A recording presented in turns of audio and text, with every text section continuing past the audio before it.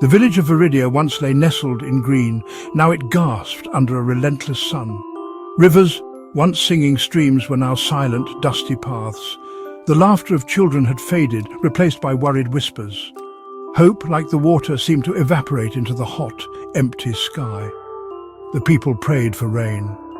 The heavens remained a harsh, brilliant blue, offering no relief. The elders of Viridia watched their people. They knew that something more than just rain was needed to heal their community. Among them was Elder Maeve. She'd seen droughts before, though none so fierce as this. She believed that the spirit of the people was as important as the water in the wells. An idea began to form in her mind, a test of character. Elder Maeve stood before the assembled villagers. She announced a special challenge for the children of Viridia. To each child, she declared, "I will give a single special seed, nurture it. The child who presents the most beautiful, thriving plant after 1 year will be chosen." Excitement flickered in the children's eyes, but there was also a sense of great responsibility. The day arrived for the seeds to be given. The children gathered in the village square, their hearts full of anticipation. Elder Maeve moved slowly along the line, placing a small, dark seed into each outstretched palm. "This seed holds a promise," she told them. "It needs your care, patience, and honest effort." Kavi was a quiet boy who often observed the world around him. He received his seed with profound respect. That night he dreamt of a magnificent plant. He vowed to give this tiny seed the very best care. Kavi began his work with diligence. He found a small clay pot, filled it with the best soil, and rationed water carefully.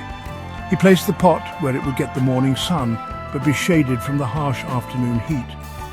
He would often sit by the pot, speaking to the seed in soft tones, encouraging it to grow. Weeks passed, then months. Around the village, green shoots began to appear in other children's pots. But Kavi's pot remained stubbornly brown. He watered, waited, and hoped. Yet the silence from his seed was complete. His heart began to feel a small, persistent ache of doubt. He questioned himself constantly. The silence of his seed was a heavy weight on his young spirit. The village was alive with talk of the children's gardens. Plants of all shapes and sizes flourished.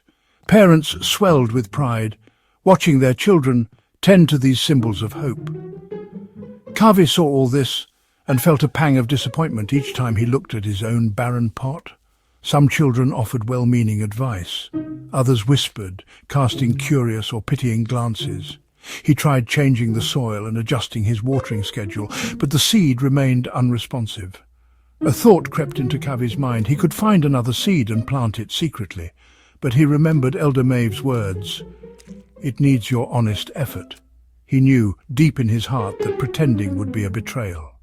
Kavi's parents watched their son.